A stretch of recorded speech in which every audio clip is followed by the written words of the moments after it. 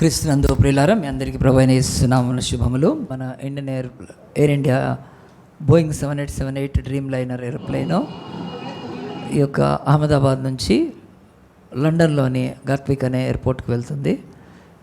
2 రోజుల క్రితము మధ్యాహ్నం 1 గంటకు ఫ్లై అయినాక, టేకాఫ్ అయినాక 30 సెకండ్స్లో పక్కనున్న నివాసాల మీద ఇండియాలో జరిగిన అతిపెద్ద ఘోరమైన ఒక విమాన ప్రమాదం ఇది. ఈ యొక్క ప్రమాదంలో ఫ్లైట్లో ఉండేవాళ్ళే కాదు, అక్కడున్న పక్కన నగర్లో మరి ఆ యొక్క మెడికల్ స్టూడెంట్స్ వాళ్ళ హాస్టల్ బిల్డింగ్లో మరి ముఖ్యంగా లంచ్ చేయడానికి ఉండే ఆ యొక్క మెస్ ఉంటుంది కదా, ఆ ప్రాంతంలో వాళ్ళు తింటుండగా 1:30కి ఇది పడిన తర్వాత మరి ఎవరు చనిపోయారో కూడా తెలియని స్థితిలోకి వెళ్ళిపోయింది. ఆ ప్లేట్లలో అన్నము, ఆ ప్లేట్లలో ఫుడ్ అలాగనే ఉంది, అలాగనే అయిపోయింది. సో ఘోరమైన ఘటన. మరి ఒక మిట్ట మధ్యాహ్న కాలంలో వారికి కారు చీకటి వాళ్ళ బ్రతుకుల్లో, వాళ్ళ కుటుంబాల్లో, వాళ్ళ బంధువుల్లో వచ్చింది. ఆ ఏరోప్లేన్ అలాగనే ఉంటాను. ఒక ఫ్యామిలీ, వాళ్ళ అమ్మ, 2 కవల పిల్లలు, ఆడపిల్లలు, ఆ తర్వాత ఒక కొడుకు, ఫ్యామిలీ అంతా చచ్చిపోయారండి. వీళ్ళ ఫ్యామిలీ కవల పిల్లలు, ఆడపిల్లలు, చక్కగా ఒక బాబు, ఎంతో సంతోషంగా వాళ్ళు మరి లండన్ వెళ్తున్నారు, కాలి బూడిదై చచ్చిపోయారు. సో ఈ యొక్క ఘటన మరి ఎంతో తీవ్ర విషాదాన్ని భారతదేశంలో మరి కలిగించింది. మన దేశస్తులు 242 మంది, అందరూ కాదు, ఒక 56 మంది 53 మంది వాళ్ళు బ్రిటిష్ వాళ్ళు కూడా మన దేశానికి చెందిన వాళ్ళు కాదు.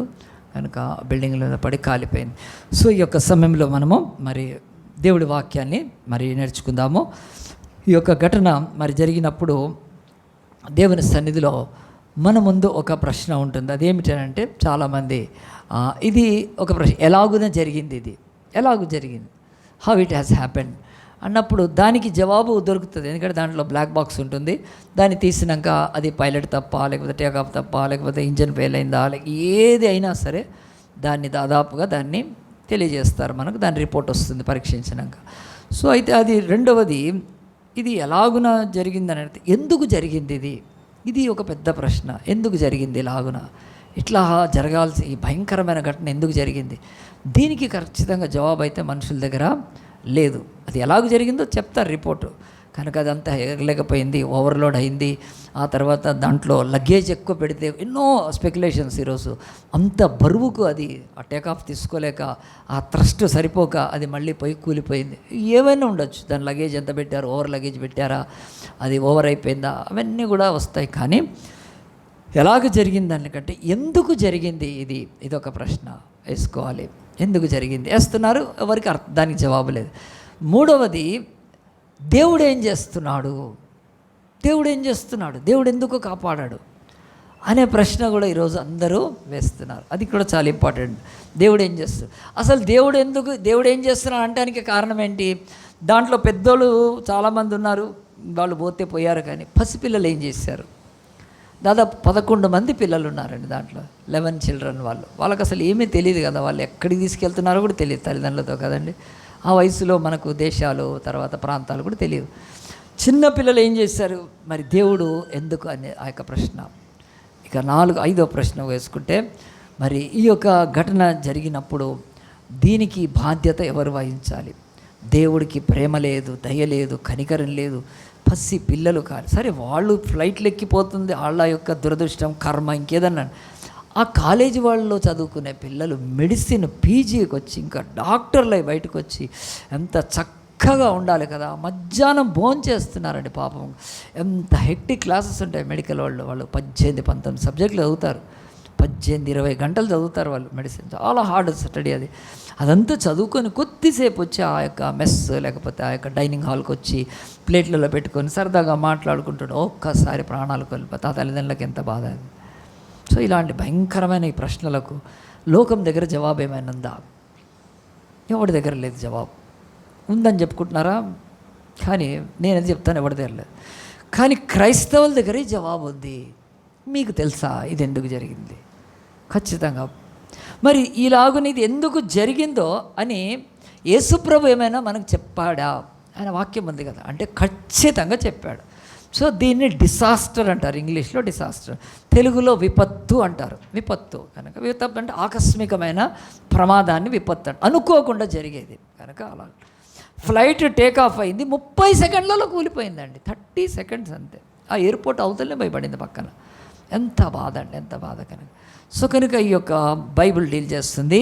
లూకాసు వార్త 13వ అధ్యాయంలో చెప్పాడు యేసుప్రభు. కనుక ఈరోజు పరిశుద్ధ గ్రంథం ఇది ప్రపంచంలో 3658 భాషల్లో ఉన్న ఈ పుస్తకము, బైబిల్ పుస్తకం, పరిశుద్ధ గ్రంథము ఖచ్చితంగా చెప్పింది ఇది ఏంటో. కనుక మనము దీన్ని తీసి ఈరోజు కొద్ది నిమిషాల్లో దేవుడి వాక్యాన్ని గ్రహిస్తాము. అంతేకాదు ఇక ఎప్పటికీ మీకు జవాబు మిగిలిపోవాలంటే ఆన్సర్ వచ్చేసేయాలి. కనుక 13వ అధ్యాయము, పిలాతు గలిలయులైన కొందరి రక్తము వారి బలులతో కలిపి ఉండెను. ఆ కాలమున అక్కడ ఉన్న కొందరు ఆ సంగతి యేసుప్రభుతో వచ్చి చెప్తున్నారు. ఏమనంటే, యేసయ్యా, పిలాత్ అనే ఆడు ఆ రాజు, వాడు యాక్చువల్గా రోమన్ గవర్నమెంట్ పెట్టిందనమాట. రోమా ప్రభుత్వము అతన్ని నియమించింది. కనుక నియమించింది. అతడు యూదుడు కాదు, కానీ అన్యుడైనప్పటికీ రోమా సామ్రాజ్యం కింద ఉన్న యూదుల యొక్క రాజ్యం మీద పిలాతుని పెట్టారు. పిలాతు గలిలయులైన కొందరు రక్తం వారి బలుతో కలిపితే వాళ్ళంతా చనిపోతే ఆ సంగతి యేసుతో వచ్చి చెప్తావు. నువ్వేం చెప్తావు కదా? ఆ యొక్క air India flight A171 Boeing 787-8 dream liner కూలిపోయింది, దీనికి నువ్వేం చెప్తావు అన్నట్టుగా అడిగారు వాళ్ళు కూడా.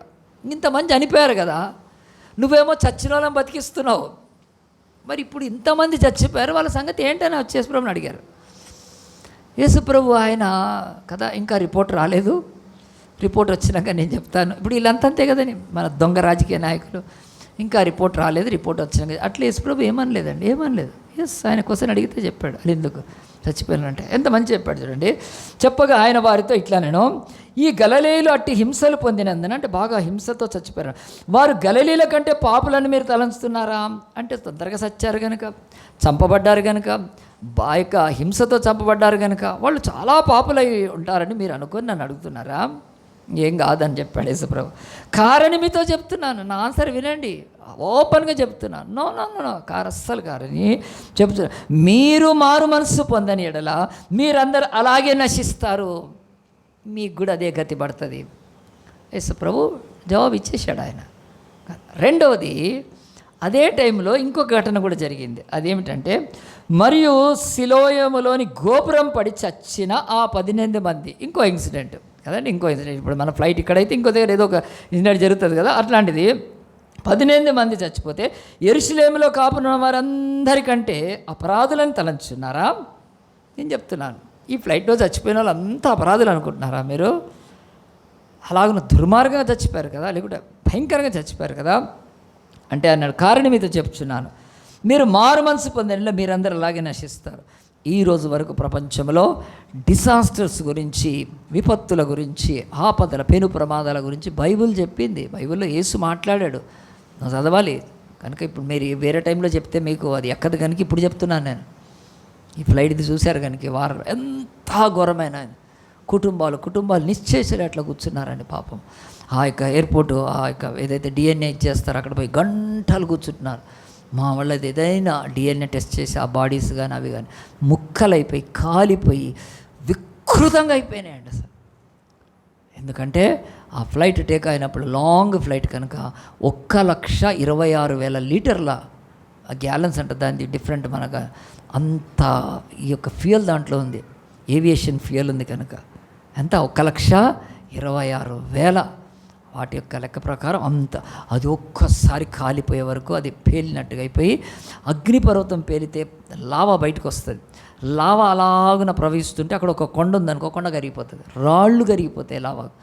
రాళ్ళు కరిగే ఆ యొక్క లావా ద్రవం ఎట్లా ఉంటుందో దాని ఎదుట ఈ శరీరం నిలుస్తుందండి, ఈ చర్మము బూడిదైపోతుంది, ఏం కనపడదు, ఏం అట్లా కాలిపోయి మషి అయిపోయిన బతుకుల దగ్గర ఆ కుటుంబాలు ఎంత వేదంతో ఉన్నాయి. ఎవరు దీనికి మరి ఆ యొక్క జవాబుదారీగా ఉంటారు? Who is going to take this accountable? Who is accountable for this? ఎవరు రెస్పాన్సిబిలిటీ అని అంటే దేవుడు కూడా చెప్తున్నాడు. కనుక మనకు ఆ యొక్క ప్రశ్నకు సమాధానము ఉండాలి. కనుక ఇక్కడ ఈ యొక్క 2 ఘటనలు చెప్తున్నాడు. 2 దేవుడు అక్కడక్కడ ఏం చెప్పాడు. ఒకటి, పిలాతు అనేవాడు రాజు, వాడు గలిలయుల యొక్క రక్తాన్ని బలులతో కలిపి చంపేశాడు చాలామందిని, వాడు క్రూరంగా చంపేశాడు. కనుక అదేమిటి? అది మ్యాన్స్ అట్రాసిటీస్, అంటే మనుష్యులు దుర్మార్గులై చేసే దుశ్చర్యలు భూమి, దాన్ని బట్టి కూడా ప్రాణాలు పోతారు ఈరోజు. రెండవది, సిలోయములోని గోపురం పడిపోయిందంటే, గోపురం ఎందుకు పడిపోయింది? అది న్యాచురల్. సో దేవుడు ఆ యొక్క మ్యాన్స్ అట్రాసిటీస్తో పాటు దేవుడు చెప్తున్నాడు, ఆ యొక్క నేచర్ కెలామిటీస్, ప్రకృతి వైపరీత్యాలు, భూకంపం రావడం, వరదలు రావడము, వర్షాలు పడడము, ఇవన్నీ కూడా వస్తాయి కదా. తుఫాన్లు వచ్చినప్పుడు దానికి ఎవరిని అడుగుతారండి? భూకంపం వచ్చిందంటే పోయి గవర్నమెంట్ పట్టుకుంటాడు ఎవడైనా? ఎవడి మీద కేసేస్తాడా? ఏలేడు. ఎందుకంటే అవి ప్రకృతి వైపరీత్యాలు. ఎవడు సునామీ వచ్చి అట్లా దేవుడు రెండు చెప్పేస్తున్నాడు. ఈ రెండింటినే డిసాస్టర్ అంటారు. ఇవి రెండు కూడా భయంకరమైన విపత్తు కనుక యేసు ప్రభు దానికి జవాబు ఇచ్చేశాడు. మొదటిది మనం తీసుకుందాం. పిలాతు గలిలయ రక్తము బొల్లతో కలపడం ఏమిటి? ఎట్లా కలుపుతామండి కదా? ఎట్లా కలుపుతారు? మనము తినేటప్పుడు, అన్నం తినేటప్పుడు ఒకవేళ పప్పుచారు అనుకోండి, పప్పుచారులో నెయ్యి ఉంటే ఏం చేస్తాం? మంచిగా నెయ్యి కలుపుకుంటాం కదండి. ఈ కలిపేవన్నీ మనకు తెలుసు. ఇదేంటండి, బలులలో రక్తము కలిపాడు వాడు. ఎందుకు అనంటే పిలాతు అనేవాడు ఒక క్రూరుడు. వాడు అప్పుడు బ్రతికిన ఆ యొక్క యేసుప్రభు కాలంలో ఉన్న అతడు ఏం జరిగిందంటే, ఇది హిస్టరీ బైబిల్లో లేదు కానీ దాన్ని ఆధారం చేసుకొని చెప్తారు. ఆ యొక్క యూదులకు వాళ్ళకు ఒక నీటి ప్రాజెక్ట్, కాలువ దాన్ని ఏర్పాటు చేయాలి కదండి. నీటి కాలువల ప్రాజెక్టులు ఈరోజు ఎంత చేస్తున్నారండి?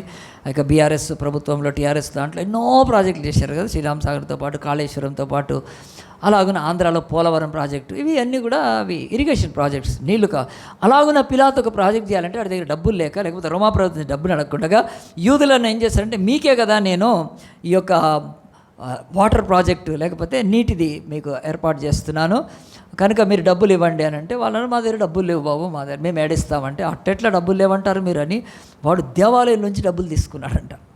టెంపుల్ మనీ తీసుకున్నాడు కదండి. ఇప్పుడు మనకు కూడా ఇక్కడ ఆఫరింగ్స్ వస్తాయి. ఈ ఆఫరింగ్స్ కదా, ఆ బయట ఏదో రోడ్డు వేయటానికో లేకుంటే ట్యూబ్ లైట్ అడిగి ఇస్తామండి మనం.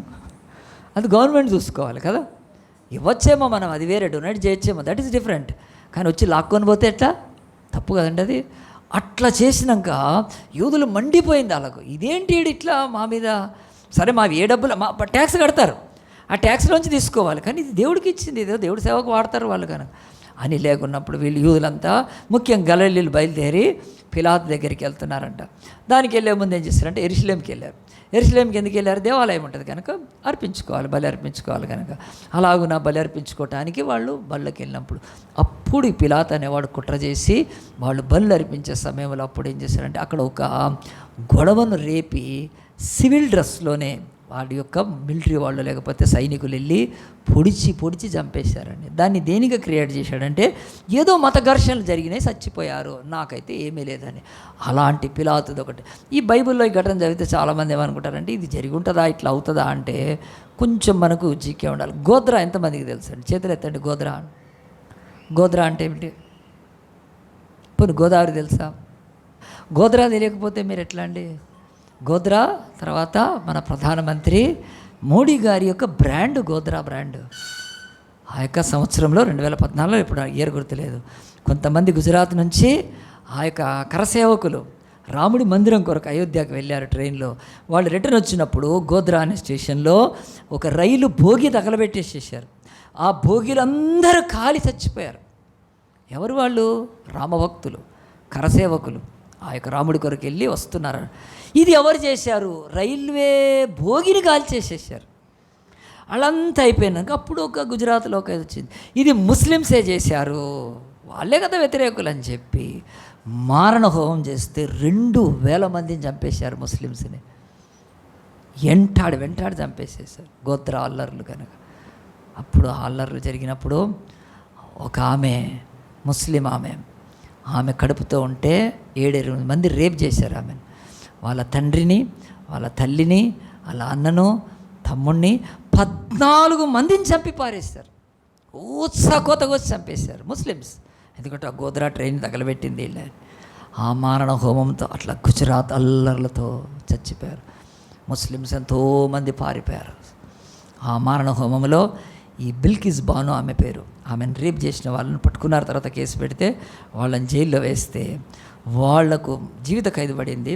ఆ తర్వాత మొన్న లాస్ట్ ఈ యొక్క చెప్పాలంటే కొన్ని నెలల క్రితము వాళ్ళని ఏం చేశారు తెలుసా అండి? వాళ్ళ మంచి ప్రవర్తనను బట్టి వాళ్ళందరినీ జీవిత ఖైదు క్యాన్సిల్ చేసి బయటకు వదిలిపెట్టారు. బయటకు వదిలిపెడితే గుజరాత్లో కదండి ఈ యొక్క బత్తాయిలు వాళ్ళకు దండలేసారు, అందరికీ దండలేసి అబ్బా మంచిగా మారిపోయారు నాయన. ఆమె ఇంకా ఏడుస్తుంది, నా భర్తను, నా బిడ్డల్ని, నా కడుపులో ఉన్న బిడ్డను గురించి రేప్ చేసి మర్డర్ చేస్తే, వాళ్ళకి జీవిత ఖైదు వేస్తే మళ్ళీ వాళ్ళని ఇప్పుడు బయట వదిలిపెట్టారు. వాళ్ళని బయటికి రాగానే జైలు నుంచి దండలేసి గుజరాత్ వాళ్ళు ఇచ్చేస్తారు. ఇది కదా లోకంలో ఉంది కదా. ఇప్పటికీ ఆ విషయం ఎత్తితే మోడీ గారు చెమట్లు పడతాయి ఆయనకు. కనుక అంతే, కనుక ఆ మారణ హోమంతో ఆయన ప్రైమ్ మినిస్టర్ అయ్యాడు. చెప్పచ్చు, ఇది ఖచ్చితంగా చెప్పచ్చు. ఎందుకంటే ఇప్పుడు మణిపూర్ మారణ హోమం ఆయనకేం కొత్త కాదు, అది it's not a new thing for him because is a such a person. కనుక వేరే మతస్థుల విషయంలో ఆయనకేం లేదు, ఆయన హృదయంలో మనసులో ఏం లేదు, ఉండాలని కూడా ఏం లేదు నాకు. ఆయన ఎట్లా ఉన్నా పర్వాలేదు, దేవుడు నియమించాడు, ఆయనను ఉంటాడు, ఆయన ఉన్నంతకాలం ఉంటాడు. పిలాతు కూడా అలాంటి వాడే. ఇక్కడ వాడు మారణ హోమం చేసి గలీల ప్రాణాలను బలుల్లో కలిపేసాడు. ఈరోజు గోద్రా గురించి తెలియకపోతే మీరు నాకు జాబులు ప్రార్థన చేస్తే ఎందుకు రావంటే, మీకు గోద్రా గురించి తెలిస్తే మీకేం జాబులు వస్తాయి? నేను చదువు వదిలిపెట్టి 20 ఏళ్ళు అయిపోయింది, నేను ఇప్పటికీ చదువుతాను, న్యూస్ చదువుతాను. నేను మీకు ఎట్లా ఉద్యోగాలు వస్తాయి? దేవా ప్రార్థన ఉద్యోగం రెండోదే కదా, ప్రార్థన చేస్తున్నా. కనీసం జీకే ఉండాలి, ప్రపంచంలో జరిగిన మారణ హోమాల గురించి తెలుసుకోవాలి మీరు కదా. మీరు రేపు రాస్తే ఏమి రాస్తారు? మీరు ఉట్టిగా తెలంగాణ గవర్నమెంట్కి కట్టి డబ్బులు రాస్తూ ఉన్నారు, ఆ డబ్బే పోతుంది, వాళ్ళకి ఉద్యోగాలు చదవాలి. కనుక గోద్రా అల్లర్లు భారతదేశాన్ని అట్టుడికింపజేసి, అది చరిత్రలో నిలిచిపోయింది. అట్లా తెలుసా గోద్రా గురించి చదివితే ఇప్పటికీ కూడా కాదు. కొట్టి చూడండి, ఇప్పుడు గూగుల్ వచ్చింది, ఒకప్పుడు ఇవన్నీ లేనప్పుడే చదువుకునేవాళ్ళు, ఇప్పుడు ఎంత గూగుల్లో ఏ న్యూస్ వస్తాయి. ఎందుకు చెప్పినంటే బైబిల్లో పిలాతు గురించి రాసి దేవుడేమి ఆయన కల్పిత కథ కాదు, మన భారతదేశంలో జరిగింది కదా గుజరాత్లో. అక్కడి నుంచి ఆయన పిఎం అయి 3 సార్లు సీఎం అయి ఇప్పుడు పిఎం కూడా అయిపోయాడు ఆయన, నరేంద్ర మోడీ గారు. మరి ఆలోచించండి, ఈరోజు ప్రాణాలు తీసేవాళ్ళు ఉన్నారు ఈ భూమి మీద, దాన్ని మతపు అల్లర్లలో కలిపేసే వాళ్ళు ఉన్నారు, చేతులు తెలుపుకునే వాళ్ళు ఉన్నారు. కనుక పిలాతు అలాగే చేసినప్పుడు యేసు ప్రభు చెప్తున్నాడు, ఇది జరిగింది కదా, మరి గలీలీలందరికంటే వాళ్ళు పాపులని వాళ్ళు చచ్చిపోయారా? ఈ ఏరోప్లేను మరి కాలి బూడిద ఏరోప్లేన్ వేయాలి, ఏరోప్లేన్లో కాలి బూడిదైపోయిన వీళ్ళు చెడ్డోళ్ళు కనుక చచ్చిపోయారా? వీళ్ళు అంత ఘోరంగా కాలి, మన మిగతా వాళ్ళంతా మంచోళ్ళ ఇండియన్స్, వీళ్ళే చెడ్డోళ్ళేమో కనుక కాలి బూడిదైపోయారా? లేదు అన్నాడు. అస్సలు కానే కాదని చెప్తున్నాడు దేశప్రభు. రెండవది సిలోయం లోయ. సిలోయం లోయ ఏంటిది? ఇది ఒక గోపురం. అక్కడ సిలోయం లోయ దగ్గరికి వెళ్ళి వాళ్ళు యూదుల ఆచారం ప్రకారం యేసుప్రభు కూడా గుడ్డివాడిని వెళ్ళి అక్కడే కడుక్కోమన్నాడు కదా, అక్కడ కడుక్కున్నాడు. సిలోయం లోయ ఇట్స్ అ పార్ట్ ఆఫ్ వాళ్ళ యొక్క రిలీజియస్ ఇదిలో. కనుక సిలోయం లోయ దగ్గర చాలామంది ఏమైపోయారు, ఆ గోపురం కూలి పడిపోయారు. కానీ గోపురం కూలి పడితే అప్పుడు యేసుప్రభు దగ్గరికి వచ్చి ఏమంటే యెరూషలేములో ఉండే వాళ్ళందరికంటే దుష్టులు ఇల్లే కనుక అది బడి చచ్చారు. అప్పుడప్పుడు కూడా అంటారు కదా, ఈ బ్రిడ్జి బడి చడిపోయింది, వీళ్ళు ఎంత పాపులో అంటారు కదా, అట్లా అంటారు కదా, ట్రైన్ యాక్సిడెంట్ అయితే వీళ్ళు చచ్చిపోయిందా. అట్లా యేసుప్రభు దగ్గర తీసుకొచ్చి సిలోయం అనే ఈ గోపురం కూలి చచ్చారు ఈ 18 మంది. వీళ్ళు ఎంత పాపులైతే అసలు ఒక దేవుడి సన్నిధి లేకపోతే ఒక దేవాలయం సంబంధించిన అక్కడ చావడం ఏంటి వీళ్ళు అని అంటే యేసుప్రభు అస్సలు కాదు, యెరూషలేములో ఉన్న వాళ్ళందరికంటే వీళ్ళు దుష్టులు పాపులు అనుకోవద్దు, అపరాధులు అనుకోవద్దు, మీరు పాపులే అందరూ అని యేసుప్రభు స్పష్టమైన జవాబు చెప్పి ఏం చేశారు తెలుసా అండి? దీనిలో మనకు దేవుడు ఒక ప్రశ్న వేస్తాడు. ఏం చెప్తున్నా అంటే, మనం ఇలాంటి ఘటనలు జరిగినప్పుడు మన యొక్క అంతరాత్మ, మన యొక్క భావము ఇతరుల వల్ల కాక వాక్యానుసారంగా ఉండాలి. ఈ భూమి మీద డిసాస్టర్స్ జరుగుతాయి, ఈ భూమి మీద దుర్మార్గత జరుగుతుంది.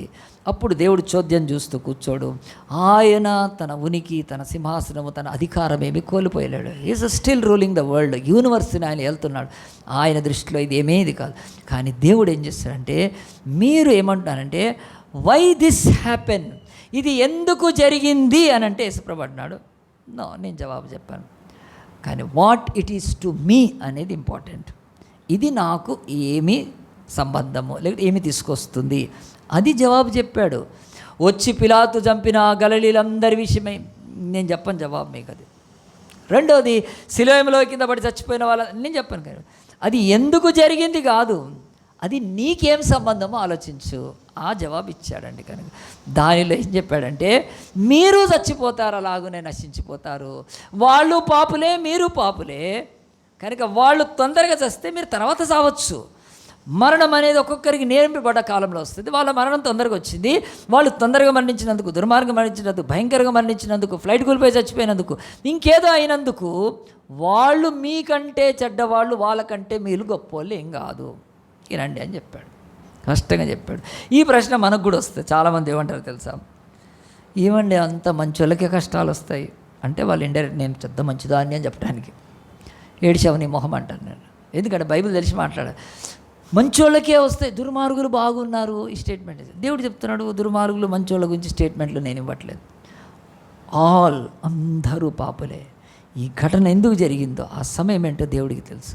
1:23 బతికున్న వాళ్ళు 1:39 ఈ భూమి మీద లేరు. వాళ్ళు భూమి మీద వాళ్ళ శవాలు కూడా లేవు కనీసం, కాలి బూడిదైపోయాయి. అసలు ఇది ఏంటిది అని, ఇది బాడీ కదండి. ఇప్పుడు శవాలు చచ్చిపోతే పడి ఏడుస్తారు కదా, ఎంతోమంది ముద్దు పెట్టుకుంటారు, నొసటి మీద ముద్దు పెట్టుకుంటారు. నేను ఎన్నో ఆ యొక్క చావులు అంటే ఒక ప్రాస్టర్గా నేను వెళ్తాను చూస్తాను. లాస్ట్కు అందరూ పాపం వాళ్ళ అమ్మ నాన్న పెద్దవాళ్ళు అయితే ఇక్కడ నుదుటి మీద ముద్దు పెట్టుకున్నాక పెట్టె క్లోజ్ చేసేస్తామండి. ఇదేమంటే ఇంకా కొంతమంది అయితే చిన్నవాళ్ళు చచ్చిపోయినప్పుడు, మొన్న ఒక బ్రదర్ చనిపోయాడు, అతనికి 2 ఆడపిల్లలు, పాపము పెళ్ళిళ్ళు కాలేదు, చదువులు ఉన్నాయి, ఏం ఏడుస్తున్నారండి ఆడపిల్లలు, డాడీ అని ఏడుస్తున్నారు. కలిసిపోయింది ఈ దేవా మరణం అంటే ఎంత ఇదని. అలా భార్య అయితే పడిపోతుంది మూర్ఛ. ఏం చేయాలి, ఎట్ట బతుకుతాను, నా భర్త పోయాడు, 2 ఆడపిల్లలు మంచిగా వాళ్ళు డిగ్రీ పీజీలు చేస్తున్నారు. అలాగున ఈ బూడిదైపోయిన వాళ్ళు ఈ ఏరోప్లేన్ యాక్సిడెంట్లో క్రాష్లో ఎక్కడండి వాళ్ళ వేలు గోరు కూడా లేదు కదా, DNA టెస్టుల ద్వారా తెలుసుకోవాలి. అలాగున్నప్పుడు దేవుడు చెప్తున్నాడు వై దిస్ హ్యాపెండ్, నో అది వాట్ ఇట్ ఈస్ టు మీ, నాకు ఇది ఏంటి అనేది నీకు అవసరం. బికాజ్ నువ్వు మనిషివి కనుక, నేను దేవుణ్ణి, I need not to give an answer to you, మీకు ఆన్సర్ ఇవ్వడానికి లేదు కనుక నేను చెప్పింది మాత్రం మీకు మేలవుతుందని చెప్పి ఈ ఘటన ద్వారా బైబిల్ చెప్తుంది. ఇటు పిలాతు గలిలయ రక్తం బలుల దగ్గర కలిపి వాళ్ళను చంపి పారేశాడు. డబ్బు అడగడానికి వచ్చారు వాళ్ళు. ఆ దేవాలయంకి వెళ్ళి అక్కడి నుంచి ఆ యొక్క పిలాతు దగ్గరికి వెళ్ళి మా డబ్బు కావాలి, మా దేవాలయం డబ్బు తీసుకున్నావు నువ్వు అని అడగటానికి పోతే అప్పుడు ఏమవుతుంది, పిలాతు యొక్క ఆ విషయం అంతా అనేకులకు తెలుస్తుంది. అది ఇంకా వ్యతిరేకులైపోతారు. అది రోమా ప్రభుత్వం దగ్గరికి వెళ్తే పిలాతును మార్చేస్తారు, అతన్ని తీసేస్తారు. ఇవన్నీ ఎందుకని వాడు చంపేపిచ్చేసేసాడు. కనుక దేవుడు అంటున్నాడు ఆ విషయాలు అవన్నీ కూడా. మరి ఇప్పుడు నేనేమని చెప్తే పిలాతు వాడి సింహాసనం నుంచి దించగలుగుతారా మీరు? ఏం దించలేరు మీరు కదా, వాడు చంపేసాడు అంతే. కనుక సరే ఇప్పుడు నేను చెప్పాను ఆ చచ్చిపోయిన వాళ్ళు అది బలులు అర్పిస్తూ, అది కూడా కనుక బలులు అంటే రక్తం ఉంటుంది, రక్తం మళ్ళీ ఇప్పుడు వాళ్ళు బతుకుతారా? ఏం బతకరుగా వాళ్ళు. అంటే మీకెందుకు ఆ సంగతి, అన్నీ చెప్పేదినండి అని చెప్తున్నాడు. గోపురం కూలిపోయింది, 18 మంది చచ్చారు.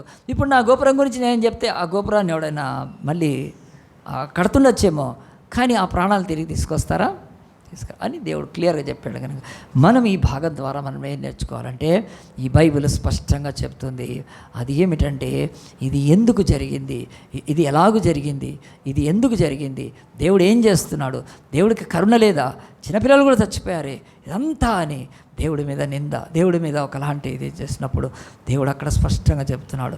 ఈ భాగము 5 సంగతుల మాట అది చెప్పి నేను ముగిస్తానండి. మొట్టమొదటిది ఇలాంటి ఘటనలు జరిగినప్పుడు దేవుడు లూకా 13లో ఇచ్చిన మొదటి ఆన్సర్ ఏంటంటే ద సావరెనిటీ ఆఫ్ గాడ్, దేవుని సార్వభౌమత్వము. ఆయన్నే రాజు, పరిపాలకుడు, సృష్టికర్త, అది తెలుసుకోవాలి మీరు. ఎవడి ప్రాణాన్ని కాపాడుకోలేడు, ఏ గొప్పవాడైనా. ఇప్పుడు ఆ ఫ్లైట్లో ఇంజనీర్స్ ఉండొచ్చు, డాక్టర్స్ ఉన్నారు, ఆ యొక్క యూట్యూబర్స్ ఉన్నారు, ఒక ఎక్స్-సీఎం ఉన్నాడు, టెక్నికల్, అందరు ఎవ్వడు కూడా తాను ఐఎమ్ ద గాడ్ సావరెంటీ, దేవుడి సార్వభౌమత్వము ఇది చెప్తుంది. ఎట్టి పరిస్థితుల్లో ఎవ్వరు కూడా ఈ భూమి మీద దేన్ని కూడా ఆపలేరు. కనుక ఎంత ప్రైమ్ మినిస్టర్ అయినా ఇంకెవడైనా సరే ఆ ఘటన ఆపలేదు. So the sovereignty of God, దేవుడు సార్వభౌముడు అనేది తెలియజేయడానికి ఇలాంటి దుర్ఘటనల విషయంలో దేవుడు మాట్లాడతాడు. అంతేకాదు తర్వాత the moral responsibility of a guilty man. The moral responsibility of a guilty man అంటే ఆ యొక్క అపరాధ భావంతో నిండిన మనుషులు వాళ్ళ యొక్క నైతిక బాధ్యత వహించడానికి. ఇది మళ్ళీ ఒకసారి చెప్తాను, అపరాధ భావంతో నిండిన మానవుని నైతిక బాధ్యత, what is your moral responsibility అని తెలియజేయడానికి ఇవి జరుగుతాయి. The moral responsibility of guilty man, guilt man, అపరాధ భావంతో నిండిన మానవుని నైతిక బాధ్యత. కనుక మనుషులందరూ అపరాధ భావంతో నిండి ఉన్నారు, వాళ్ళ పాపం వారి మీద నిరస్తాపన చేస్తుంటే మరి నువ్వు ఎంతవరకు మోరల్గా బ్రతికావు, నీ నైతిక విలువ ఏమిటి? ఇప్పుడు దీంట్లో ఈ ఫ్లైట్లో చచ్చిపోయిన వాళ్ళందరూ వాళ్ళు పరమ పవిత్రులు, పరిశుద్ధులు అండి, ఏమీ కాకపోవచ్చు. ఎవరు చేసే తప్పులు వాళ్ళు చేస్తుండే, ఎవరి బతుకు వాళ్ళు బతుకుతుండొచ్చు. అలాంటి వాళ్ళు కనుక మీరు జవాబు చెప్పాలి. నాకు మీ నైతిక ఆ యొక్క బాధ్యత దేవుడి యొక్క సన్నిధిలో ఉంది. ఇది మాట్లాడుతుంది incident, the moral responsibility of the fall and guilty man. నువ్వు పతనమయ్యావు, నీ మనస్సు, నీ మనస్సాక్షి, నీ అంతరంగము, నీ అంతా నీకు తెలుసు నువ్వు ఎట్లాంటి వాడు. మరి ఇలాంటి జరిగినప్పుడు నువ్వు ప్రశ్నించుకో, నీకు జరిగితే ఏమవుతుంది? రేపు నీకే కావచ్చు, నాకే కావచ్చు. తర్వాత ఏంటి నీ బతుకు? నువ్వు దానికి ఎంత తొందరగా నువ్వు రెస్పాండ్ కావాలి నీ బతుకుకి. కనుక అని రెండోది చెప్తున్నాడు. మూడవది ద అన్సర్టనిటీ ఆఫ్ లైఫ్. ఆ యొక్క జీవితం యొక్క అనిశ్చత, ఎంత భయంకరం జీవితం యొక్క అనిశ్చత. వాళ్ళందరూ ఎయిర్పోర్ట్కి వచ్చారు, కొన్ని గంటల ముందు వస్తారు. ఇంటర్నేషనల్ ఫ్లైట్ అంటే 3 గంటల ముందు వస్తారు, 3 hours మినిమం, ఇంకెక్కువ కూడా వస్తారు. వచ్చి చెక్ఇన్కి వస్తారు, అలా లగేజ్ అంతా చెక్ఇన్ చేస్తారు, పాస్పోర్ట్ వేరే దేశంగా పాస్పోర్ట్ చూస్తారు, వీసా చూస్తారు, నిలువున స్కాన్ చేస్తారు, ప్రతి చిన్న వస్తువును పరీక్షిస్తారు, అన్నీ చేశారు. ఆ 3 గంటల తర్వాత వాళ్ళు ఫ్లైట్లోకి వెళ్తారు. లైన్గా వెళ్ళి టికెట్లు సీట్లో వాళ్ళకి ఎవ్వరికైనా తెలుసా, this is my last day, this is my last hour, this is my last mid noon, నా బ్రతుకులో ఇది ఆఖరి మధ్యాహ్నం. ఎవ్వడికైనా తెలుసా దాంట్లో, ఇంక్లూడింగ్ పైలట్, ఏటీసీతో పాటు ఎవరికైనా తెలుసు? ఎవ్వడికి తెలియదు. ఈ ఘటనలు ఏం మాట్లాడుతుంది తెలుసా? మానవుడా, నువ్వు దేవుని బిడ్డవు, మానవుడి యొక్క జీవితం యొక్క అనిశ్చత, అన్సర్టనిటీ ఎలాంటిదో నువ్వు తెలుసుకోవాలి. అది మాట్లాడుతుంది అరగట. ఇంత అన్సర్టనిటీ లోకంలో ఉంటే నాకు గుండె మండిపోతుందండి. ఒక్కొక్క పిచ్చి ఎదవ ఈరోజు ఆ యొక్క భవిష్యత్తును ప్రకటిస్తాడు కదా. కుండలీలు చూసి, ఆ తర్వాత హస్తరేఖలు చూసి, ఆ తర్వాత రాశిఫలాలు చూసి, ఇంకా దిక్కుమాలిన అవన్నీ పెట్టుకొని ఇది జరుగుతుంది, అది ఎవడైనా 30 సెకండ్ల ముందు జరిగేది చెప్పలేకపోయాడు వాడు. భారతదేశంలో ఇంతమంది పండితులు ఉన్నారు కదా, ఎవ్వడికి తెలియలేదా? భవిష్యత్తు కూర్చొని పంచాంగాలు తీసి చెప్తారుగా, ఎవడు చెప్పలేకపోయాడు. మరి చెప్తే వాళ్ళు ఎక్కేవాళ్ళు కాదు, వాళ్ళు ఈ ఫ్లైట్ కూలిపోద్ది అని చెప్పి ఎవడైనా చెప్పాడా? చిలకలు పట్టుకొని రోడ్డు మీద పోతున్న చిలకలను పెట్టి కుయ్యో మర్రో ఆడితే చెప్పించుకుంటారు. సిగ్గుమాలిన జాతి మానవ జాతి. దేవుడు చెప్తున్నాడు, మీ you do not know the future. మీరు దాని విషయం ఎవరిని పరీక్షించకూడదు, శోధింపకూడదు, ఎవరి దగ్గర సోదగాళ్ళ దగ్గర పోవద్దు, మంత్రగాళ్ళ దగ్గర పోవద్దు, ఏదో జరుగుతుంది. అలాగున అన్య జాతుల్లో ఉంటే ఇక దిక్కుమాలిన క్రైస్తవ జాతిలో కూడా స్టార్ట్ అయింది ఇది. భవిష్యత్ ప్రాఫెసీ అంటారు దానికి, బైబిల్ వాడుకుంటున్నారు. ప్రాఫెసీ అంటే ప్రవచనాలు చెప్తారు. ముఖ్యంగా కొన్ని ఆడయి ఇంట్లో కూర్చొని ప్రవచనాలు చెప్తాయి, అవి తెల్ల చీర కట్టుకొని. దేవుడు వాటిని కాల్చి పారేస్తాడు. అసలు నన్ను తీసుకెళ్ళారు, నాకు బాగలేకపోతే ఒకసారి ఇట్లాంటి ఆడదాని దగ్గర తీసుకెళ్ళారు, ప్రార్థన చేసి చెప్తాడు బాబుకి ఏమైందని. నన్ను ఒక్క ప్రశ్న అడిగింది, నేను బైబిల్లో జవాబు జరిగిన క్లోజ్ వెనక్కి పడింది. క్రైస్తవుల్లో ఈరోజు ప్రవచనాలు, ఈ బెల్లంపల్లివాడు చెప్తాడు. ఏమని చెప్తాడు? ఖచ్చితంగా ఇక్కడ కారు గెలుస్తుంది. కారు ఏమైంది మొన్న? ఏమైందండి? కారు గెలిచిందా? హస్తం గెలిచిందా? వాడికి ఎందుకు? బెల్లంపల్లివాడికి ఎందుకు అసలు? వాడు సేవకుడు, వాడు అసలు వాడి భార్య కానీ వాళ్ళు ఎందుకు పెట్టాడు బెల్లంపల్లిలో చర్చ్? అది చర్చ్ కాదు, అది అసలు అదొక వ్యాపార కేంద్రం. మీకు తెలియదు, మీరు కార్పొరేట్ వ్యాపారాలు మీకు తెలియదు. కానీ వాడు దొంగ, వాడు బెల్లంపల్లివాడు. వాడు చెప్పాడు మన ఎలక్షన్స్ ముందు, ఎంత ఎగతాళి చేశారు యూట్యూబ్లో. ఒక సేవకుడిని వాడు సేవకుడు కాదులే కానీ ప్రవచనాలు చెప్తున్నారు. ఎవడు చెప్పాడండి? 30 సెకండ్స్లో పడిపోయేది. ఒక్కడికి తెలియలేదు ఇండియాలో ప్రవచనం. ఏ పాస్టర్కి తెలియలేదు, దొంగ పాస్టర్లకు తెలియలేదు. ఎవడు చెప్పాను నీకు ప్రవచనం కనుక? వాళ్ళు పోయి చేతుల రేఖలు చూపించుకుంటున్నారు, వాళ్ళ యొక్క కుండలీలు చూపించుకుంటున్నారు, వాళ్ళ రాశిఫలాలు చూపించుకుంటున్నారు, ఇంకా దరిద్రాలన్నీ వాళ్ళు పోని. క్రైస్తవులకి ఏం ప్రవచనం? సరే, ప్రవచనం అనే బైబిల్లో ఉంది. అవును, 1 కొరింథీ 12:4-10 బుద్ధివాక్యం, జ్ఞానవాక్యం, విశ్వాసం, స్వస్థత, అద్భుతాలు, ప్రవచనము, ఆత్మల వివేచన, నానావిధ భాషలు, నానావిధ అర్థం. సో 1, 2, 3, 4, 5th ప్రవచన వరం ఉంది బైబిల్లో. ప్రవచన వరం అంటే నీకు ఉద్యోగం వస్తుంది, నీకు వీసా దొరుకుతుంది, నీకు పెళ్ళి అవుతుంది, నీకు ఉద్యోగం వస్తుంది అడక్కదినే ఆ దిక్కు మాలిన మొహాలు దేవుని సేవకులు వాళ్ళకు బైబిల్కి ఏం సంబంధం లేదు. ఆదిమపోస్తులు ఎక్కడికి వెళ్ళినా ప్రవచించారంటే, అమ్మా ఇదిగో రాబోయేది తీర్పు, అది ప్రవచనం. దేవుడు తీర్పు తీరుస్తాడు, సువార్త నమ్మండి, అది ప్రవచనం. అంటే కొత్త నిబంధనలో ఆ యొక్క గాస్పల్ చెప్పాలి. మనం గాస్పల్ చెప్పేంత వాక్యం కూడా చెప్తాం కనుక. సో ప్రవచనం అంటే అది కాదండి, రామచిలకతో చెప్పించుకునేది అది ప్రవచనమా? అది ఎంత దరిద్రం అండి. క్రైస్తవులు ఈరోజు చాలామంది పోతారు, నా దగ్గరికి వచ్చి అంటున్నారు కనుక చాలామంది అడుగుతారు నా దగ్గరికి వచ్చి, ఒకటి చెప్తారు నాకు, పాస్టర్ నీకేమైనా కనిపించిందా? కనిపించింది. ఏం కనిపించింది? నీ తిక్కుమాలిన మొహం కనిపించింది. అదే కనిపిస్తుంది. బైబిల్ స్టడీకి రావు, వాక్యం నేర్చుకో. బైబిల్లో ఉన్న ప్రతిదీ కూడా అండి లేఖనాలలో దేవుడు ఇచ్చాడు. నాకు ఏదైనా కళ వచ్చినా బైబిల్లో అది అర్థం చాలు, అంతే చాలు, ఇంకేం లేదు. నేను అది జరుగుతుందని ఏమి కూడా, ఎన్ని ప్రవచనాలండి కదా, ఎన్నెన్ని చేస్తారు కదా. ఇదిగో నీకు ఉద్యోగం రాబోతుంది, ఇదిగో నీకు పోతుంది, నీకు డబ్బు రాబోతుంది, ఐఎమ్ సీయింగ్ ఓ అని చెప్పి, you are going to bless this night అని చెప్పి చెప్తూనే ఉంటారండి కదా. బైబిల్లో ప్రాఫెసీ అంటే ఫుల్ఫిల్డ్, అన్ఫుల్ఫిల్డ్ ఉన్నాయి. ప్రవచనం నెరవేరిన ప్రవచనాలు ఆ బుక్ ఉంది నేను చదువుకోగలుగుతాను, నాకు తెలుసు బైబిల్ కనుక నేను చెప్తాను. పాపం ఎవరైనా ఆశపడితే కన్యక గర్భవతి కుమారుని కానీ అది నెరవేర్చబడ్డదా, నెరవేర్చబడలేదా? మరి ఇప్పుడు ఎవరైనా కన్యక గర్భవతి అవుద్దా? వీడు చెప్తాడు కన్యక గర్భవతి అవుతుందని, నేను తీసుకెళ్ళి లోపడేస్తారండి. ఎంత తప్పండి కనుక. ఎందుకంటే ద అన్సర్టనిటీ ఆఫ్ లైఫ్, రేపు ఏమి సంభవించదో మీరు ఎరగరు. నేడు సమయం ఉండగానే మిక్కిలి రక్షణ పొందండి.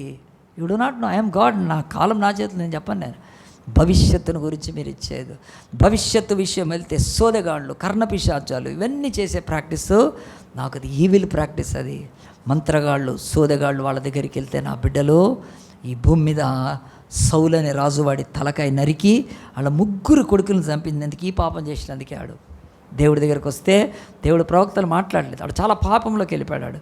ఆ సౌలు అనే రాజు దావీదు కంటే చివరికి ఒక ఆమె దగ్గరికి పోతే చెప్పేసేసింది అంతే. ఆ దినాల తర్వాత వాడి తల నరికి, తల కొబ్బరి బొండలాగా పట్టుకొని ఫిలిస్తీన్లు తీసుకెళ్ళి వాళ్ళ దాగోను దేవాలయానికి హ్యాంగ్ చేయాలి. ఫ్యాన్ ఎట్లా హ్యాంగ్ చేసాం అట్లా హ్యాంగ్ చేశారు వాడి తల.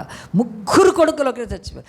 దేవుడు ఎంత పాపమైన ఓర్చుకుంటాడు, కానీ వ్యభిచారము, దొంగతనము, నరహత్య కూడా ఓర్చుకుంటాడు. కానీ దేవుడు అయ్యుండి వేరే వాటిని దైవంగా ఏల్చి ఫ్యూచర్ గురించి ఎవడైనా అడిగితే అంత కోపం ఆయనకు తట్టుకోలేడు దేవుడు. ఎందుకంటే ఎవడికి తెలుసు కాలం, అన్ని కాలాల్లో ఉండే దేవుడు. కానీ బైబిల్ చెప్తుంది ఈరోజు ఎంతమంది దిక్కుమాలిన ఆ యొక్క క్రైస్తవుల్లో బయలుదేర నమ్మద్దు, వాళ్ళని అసలు నమ్మద్దు దయచేసి ప్రవచనం. మీరు బైబిల్ స్టడీ చేయండి, లేకపోతే వదిలేయండి, కానీ మిమ్మల్ని మోసపరుస్తారు తెలుసా. ఇది జరుగుతుందని చెప్పి మీ దగ్గర డబ్బు తీసుకుంటారు కనుక అవి చెప్తామని చెప్పి. ఇక చెన్నయ్యోడు కూడా అంతే, ఆ యొక్క మణికాల్సోడు కూడా నిలబడి, there is a man going to rule the India is a young man. ఇంతవరకు రాజీవ్ గాంధీ కాలేదు సార్, రాహుల్ గాంధీ కాలేదు, ఏడయ్యాడండి పిఎం వాడు చెప్తాడు. చెన్నయ్యోడు మణికాల్సోడు చెప్తాడు, చాలాసార్లు విన్నాను నేను. కట్టి పరిచాడు, బుక్ చింపి అవతల పడేశాను నేను. చెప్తాడు కళ్ళు మూసుకొని, the young man is going to rule India. ఎక్కడ నుండి 70 ఏళ్ళోడు మోడీ వెళ్తున్నాడు. ఆ యొక్క మణికాల్స్ చెన్నై అయ్య పోయాడు, ఇప్పుడు కొడుకు నడిపిస్తున్నాడు కదా. ఎంత దరిద్రం అండి అసలు. మరి మీ అందరికీ ఎందుకు తెలియలేదు ఈ ఫ్లైట్ పడిపోతుందని? ఎంత దారుణం కనుక. 23 ఏళ్ళ అమ్మాయి అండి, నాగాలాండ్ అమ్మాయి, ఎయిర్ ఇండియాలో ఎయిర్ హోస్టెస్గా జాయిన్ అయింది. 1 సంవత్సరం అయిందండి. వాళ్ళ ఇంట్లో వాళ్ళు ఏడుస్తున్నారు, ఇట్లా మొత్తం పడి ఏడుస్తున్నారండి. వాళ్ళ నాన్నొక్కడు మాత్రం మీడియాతో మాట్లాడుతున్నాడు, నా కూతురు ఎట్లా కాలిపోయింది, అంత మంచి ఎయిర్ హోస్టెస్ జాబ్ చేస్తే కొన్ని రోజుల్లో పెళ్లి చేయొచ్చు అనుకుంటే ఖాళీ బూడిదైపోయారు. మరి ఏ ఒక్క పాస్టర్ గాడికి ఎందుకు వెళ్ళట్లేదు, ఏ ఒక్క ఆ యొక్క ప్రవచనాలు చేసే పాస్టర్ల గారికి ఎందుకు తెలియట్లేదని. మరి ఇండ్లలో కూర్చొని తెల్లచీరలు కట్టుకొని ప్రవచనాలు చేస్తాయి కొన్ని, ఎందుకు తెలియట్లేదు వాళ్ళకు? తెలియాలి కదండి మరి ప్రవచనం. బైబిల్ అంటుంది ఈ ఘటనలు ఏం మాట్లాడుతుంది, అట్లాంటి దొంగల్ని మీరు నమ్మొద్దు. ద అన్సర్టనిటీ ఆఫ్ లైఫ్, రేపు ఏం జరుగుతుందో తెలియదు కనుక దేవా నీ చేతిలో కాలం ఉంది, నన్ను కాపాడు. దట్స్ గుడ్ ఆఫ్ కనుక. 4వది చూడండి, 4వది ద వాల్యూ ఆఫ్ ప్రేయర్, ప్రార్థన యొక్క ప్రాముఖ్యత. ఇలాంటి ఘటనలు మాట్లాడతాయి కనుక ప్రార్థన చేసుకుంటే కాపాడబడే అవకాశం ఉంది. అదే ఎక్కువ కదా. దేవుడు అంటే యెహోవా ఆయన భక్తుల వారి చుట్టూ ఆయన దూత కావాలని రక్షించాను కదా, ఆపత్కాలం ఉందని కదా, ఆయన నమ్మదగిన సహాయకుడు. ఎన్ని వాక్యాలు ఉన్నాయి కనుక డేంజర్స్లో కాపాడేది ప్రార్థనే కనుక దేవుడు ఈ ఘటనల ద్వారా ఇలాంటి ఈ యొక్క బైబిల్లో కానీ బయట కానీ జరిగే డిసాస్టర్స్లో గాడ్స్ వాయిస్ ఏంటో తెలుసా? You should know the value of prayer. ప్రార్థన అంటే అది ఏదో తూతు మంత్రంగా చేసేది కాదు. ప్రార్థన అంటే ఏదో మన అవసరాలు కదా. ప్రార్థనని జీవానికి భద్రత ఇస్తుంది, నిన్ను కాపాడుతుంది ప్రార్థన దేవుడి కృపలో కనుక. అలాగున ద వాల్యూ ఆఫ్ ప్రేయర్ కనుక చర్చిలో ఇక్కడ ప్రతి శుక్రవారం ప్రార్థన పెట్టి ఎంతమంది వస్తున్నారు ప్రార్థన కదా. ఖాళీగా ఉన్న వాళ్ళు రావట్లేదు, నా జాబులు చేసేవాళ్ళు కూడా రావట్లేదు.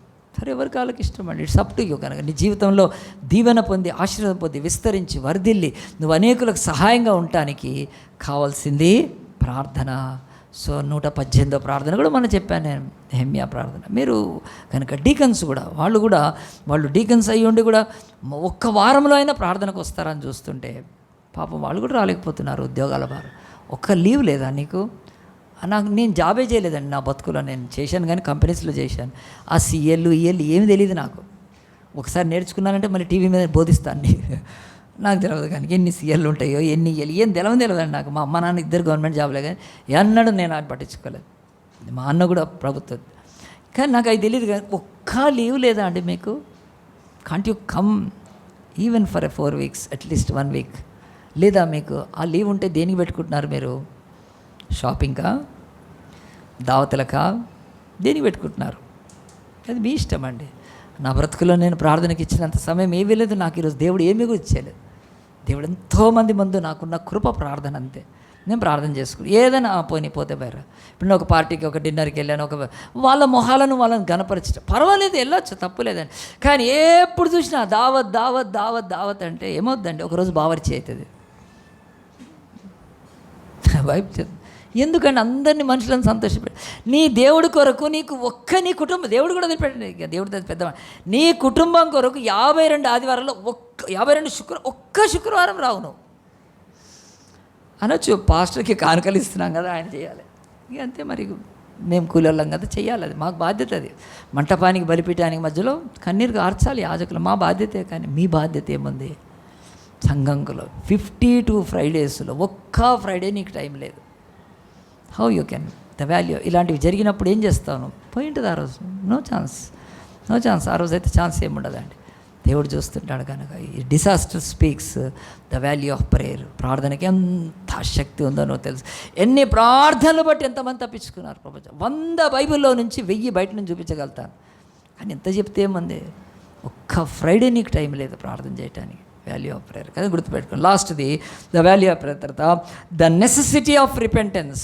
ద నెసెసిటీ ఆఫ్ రిపెంటెన్స్ అంటే మారు మనసు, పశ్చాత్తాపం యొక్క ఆవశ్యకత కదండి. ఆవశ్యకత, అది ఎంత ఆవశ్యకత! అది ఒక ఆమెకు డెలివరీ అయిన తర్వాత పసి బిడ్డ, పసి కూన, పసి శిశువు కదండి, ఎట్లా బతుకుతుందండి? If her life has to be sustained, how it should be, she should be given milk, mother milk. కానీ ఎంత ఆవశ్యకత అండి. తల్లి పాలు లేకపోతే బిడ్డ సచ్చూరుకుంటుంది కదండి. వాళ్ళ తల్లి తండ్రి, వాళ్ళ తండ్రి కోటీశ్వరుడు కావచ్చు, బిలియనేర్ కావచ్చు అండి. ఇప్పుడు కోటీశ్వరుడు చిన్న మాట అయిపోయింది కనుక తీసుకొచ్చి ఏం పెడితే బతుకుతుందండి ఆ పిల్ల? మదర్ మిల్క్ కావాలి, ఆవశ్యకత. రెండవది ఇంకేదన్నా ఇవ్వాలి. అట్లా దేవుడు కూడా ఏమన్నాడంటే, ఇలాంటి డిసాస్టర్స్ జరుగుతూనే ఉంటాయి, మీకు మారు మనసు ఆవశ్యకత ఉంది. You need to repent. మీరు పశ్చాత్తాపడాలని ప్రభు చెప్తున్నాడండి. మాటలు వింటున్నారా దేవుడి యొక్క సన్నిధిలో? ఈరోజు క్రైస్తవుల దగ్గర జవాబు లేదా? ఉంది. ఈ యొక్క ఏరోప్లేన్ భయంకరమైన డిసాస్టర్ అయిపోతే దానిలో కూలిపోయిన ఆ యొక్క బ్రతుకులు, చెదిరిపోయిన బ్రతుకులు, విచ్ఛిన్నమైన బ్రతుకులు, నిరీక్షణ లేకుండా ఒక ఫ్యామిలీని అంతా పోగొట్టుకొని ఏడుస్తున్నారు. దాంట్లో 2 పేరెంట్స్ పోయారండి, 2 పిల్లలు. ఈరోజు మదర్ ఫాదర్ ఇద్దరు చనిపోయారండి. వాళ్ళు బ్రిటిష్ వాళ్ళు మా మమ్మీ డాడీ వస్తారని అయిపోయింది కాబట్టి. అలాంటి చితికిపోయిన బతుకులన్నీ కూడా ఈరోజు ఉంటే what the church and what the Christian is giving answer అంటే ఒకటే ఆన్సర్. అదేమిటంటే, ఈ లోకంలో మారు మనసు నువ్వు పొందితే మరి నువ్వు ఇలాంటి వాటిలలో పడ్డానివి మనకు యేసు ప్రభు చెప్పిన లూకాసు వార్త 13వ అధ్యాయంలో ఆ మాటలు చూసి మనం ప్రార్థన చేసుకుందాం. యేసు ఏం చెప్పాడండి కదా, ఆయన పిలాతు గురించి అలాగని చెప్పగానే వాళ్ళు పిలాతుని కానీ దించేయాలి, ఈసారి మనం అందరం కలిసి పోరాడదాము, రోమా సైన్య, ఆ యొక్క రోమా చక్రవర్తి కదా నీరోలు ఉండేవాళ్ళు, వాళ్ళ దగ్గరికి వెళ్దాం, వెళ్ళి ఈ పిలాతు విషయమై కంప్లైంట్ చేసి అని అన్నాడా? ఏమనలేదండి. అట్లా అని చెప్పి గలీలీలందరూ కూడా మంచోళ్ళు అనుకుంటున్నారా? గలీలీలందరికంటే వీళ్ళు చెడ్డోళ్ళు అనుకుంటున్నారా? ఏం కాదు అని ఆయన ఏం చెప్తున్నా అంటే, ఆయన ఈ లోకంలో గలిలీలే కానీ ఇటు ఎవ్వరు కూడా నీతిమంతుడు కాదు. ఇప్పుడు చూద్దామా, ప్రసంగి 7:20 చదువుతారు ఎవరైనా? ప్రసంగి 7:20 చదవండి. ఈ భూమి మీద ఎవడు లేడు, వాళ్ళు చచ్చిపోయిన వాళ్ళంతా కూడా చెడ్డోళ్ళు, మేము బతుకున్న వాళ్ళంతా మంచోళ్ళు అనుకోని మీరు పొరపాటు పడద్దు. ఎవడూ లేడు భూమి మీద అని దేవుడే చెప్తున్నాడు. ఇక మనుషులు కాదు, అధికారులు కాదు కదండి. చదవండి ప్రసంగి 7:20 ఏమన్నా? పాపము చేయక మేలు చేయుచుండు నీతిమంతుడు భూమి మీద లేడు. 7 ఖండాల్లో ఒకళ్ళు లేడు. యేసు ప్రభు చెప్పేశాడు కనుక ప్రసంగి 7 అంత స్పష్టంగా. మీరు అనుకోవద్దు గలిలీయులు పాపులు, యెరూషలేము వీళ్ళు చచ్చిన వాళ్ళు అంతా దుర్మార్గులు, బతికున్న వాళ్ళు బతికిపోయిన వాళ్ళు అస్సలు కాదని చెప్పి. ఇప్పుడు రోమా 3వ అధ్యాయం తీయండి, 11వ వచనం చదువుతాను నేను. రోమా 3:11, రోమా పత్రిక కొత్త నిబంధనలో 3వ అధ్యాయంలో 11వ వచనము. నీతిమంతుడు లేడు, ఒక్కడు లేడు, గ్రహించువాడు లేడు, దేవుని వెతుకువాడు లేడు, అందరు తోవ తప్పి ఏకంగా పనికి మాలిన వారయ్యారు, మేలు చేసేవాడు. దేవుడి వాక్యం అండి ఇది. కనుక ఈరోజు 3658 భాషల్లో ఉంది. కనుక ఎవరైనా మాల వేసుకున్నాడు నీతిమంతుడు కదా, ఆ యొక్క తెల్లబట్టలు వేసుకొని భాషలు మాట్లాడేవాడు నీతిమంతుడు, లేకుంటే కాశీకి పోయేవాడు, యెరూషలేముకి పోయేవాడు, ఎవ్వడు కాదండి. అందరు ఇంక్లూడింగ్ పాస్టర్స్ కూడా నీతిమంతుడు ఒక్కడు లేడని చెప్పి చివరికి రోమా 3:23 ఏమని తెలుసండి, ఏ భేదమో అందరూ కనుక. సో కనుక మీరు అట్లా డిఫరెన్షియేట్ చేసుకోవద్దు. ఇలాగున్న ఫ్లైట్లో చచ్చిపోయిన వాళ్ళు, భయంకరమైన ఆ యొక్క తుఫానుల్లో, భూకంపాల్లో, వరదల్లో, ప్రమాదాల్లో అస్సలు కాదు, అందరూ పాపులే అని చెప్పి దేవుడు ఆయన ఈ యొక్క వాక్యం ఈ వార్త చూపిస్తూ మనకేం చెప్తున్నాడంటే, మంచిగా వినండి, దేవుడి యొక్క దృష్టిలో మన దృష్టిలో మరణం వేరు. ఇది అర్థం చేసుకోవాలి. వాళ్ళు చచ్చిపోయారు అనుకుంటున్నాం కదా, మరి దేవుడు ఎందుకు అనుకోవట్లేదు? దేవుడికి ఏం దయ లేదా, జాలి లేదా, కరుణ లేదా? ఆయన అంతా పాషాణం ఇదే కలిగిన వాడు, దేవుడు కాపాడాలి కదా అనుకుంటారు. కానీ మరణము దేవుడి దృష్టిలో మానవ దృష్టిలో ఎంతో వ్యత్యాసం ఉంది. అది ఈ ఎన్టీసీ చర్చికి వచ్చే వాళ్ళకి తెలిస్తే నాకు 1000 కోట్లంత ఆస్తి కలిగినంత సంతోషం నాకు. తెలుసుకోవాలి మీరు, అదేంటో నేను చెప్తాను, వినండి మంచిగా వినండి, బైబిల్ పెట్టించండి. ఒక ఆమె బయలుదేరి ఆమె తన కొడుకు దగ్గరికి వెళ్తుంది. 2 కొడుకులు ఆమెకు, ఒక కొడుకు దగ్గర, చిన్న కొడుకు దగ్గరికి వెళ్తుంది. దేంట్లో వెళ్తుంది? అప్పట్లో ఏరోప్లేన్స్ లేవు, షిప్పుల్లో వెళ్ళేవాళ్ళు, ఓడ ప్రయాణం చేసేవాళ్ళు.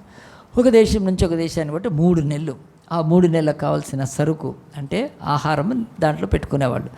షిప్ పోతూ ఉంటుంటే ఆ యొక్క షిప్లో ఉండేవాళ్ళు దాంట్లో.